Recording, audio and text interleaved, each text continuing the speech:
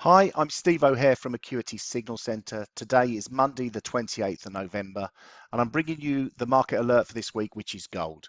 We're going to start off with the technical picture, looking at the analysis, drilling down through the different timeframes, and then move on to the news sentiment analysis, which also gives us some indication of where the news sentiment is driving the market. So let's start off with the weekly chart. The weekly chart is showing a bearish formation. So we can see that we've got the two highs, the all-time highs at 2075 and 2070, the next swing high. And we've broken down in between. We had a low of around about 1678. That is the neckline of this double top formation. We have broken below it. That was in September, and we closed below the neckline. That confirmed the formation. However, price action has stalled at a previous resistance, now turned into support level, and on 3 occasions on the weekly chart we have tested this support level. Now, over the last month, we've had a rally higher. This is in relation to the dollar stalling in its rally and reversing sharply lower. Now, this has led to a gold rally. However, gold has stalled in front of the resistance coming in around about the 1800 level. On the daily chart, we can get a little bit more color on the levels that we're looking at.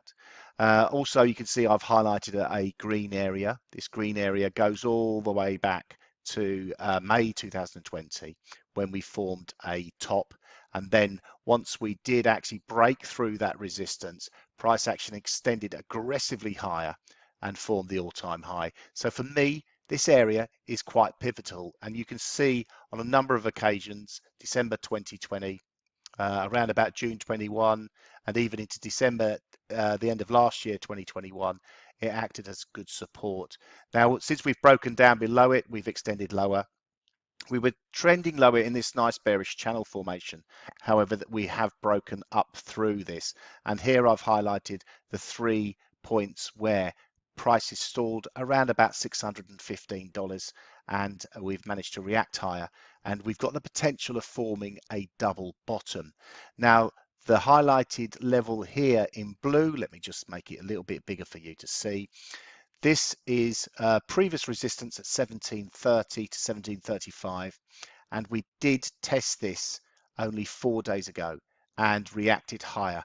The rally higher stalled in front of this pivotal area that we've also highlighted from way back, and reversed aggressively today. So this for me is an indication that this double bottom formation could be retested, the neckline could be retested, and we could be in for a revisit. Obviously, the overriding bearish formation on the weekly chart is the one we're really considering at this point in time. Now, if I was to introduce our moving averages, we can also see some decent levels to look out for. The main resistance we've got above is 1800 to 1808. The 200-day moving average is moving lower and also comes in just under the $1,800 level. We have got support below this, down all the way down at 1688. That's the 55-day moving average, and in between there, 1712 is the 100-day moving average. So another level to watch out for. Now, also, I'm going to just quickly show you what the dollar index looks like. Obviously, the dollar, a major driver of the gold price. Now, I've highlighted one area of current support. This goes again all the way back to May 22 this year, and we can see that this has been pretty pivotal and has acted as a resistance, then turned into support, and now remains quite supportive. We've got two dips, 15th of November and the 28th of November, and they for me are quite key.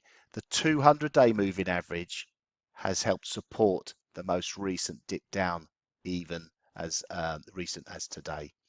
So for me, there's a potential for a double bottom formation on dollar index. The neckline is at 108, just above there. So we need a break and a close above there on a daily basis, or even a weekly basis would be good, to see if we can get this previous exponential dollar rally to continue after this correction we've had. So these are the levels to watch on the dollar index.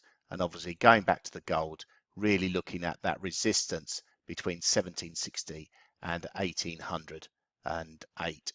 So as I say, bearish on today's price action. Looking at the 4-hour chart, we've got the Ichimoku cloud, which is a real trend-based indicator, and we've seen price action break through the cloud at quite a clear confluence level.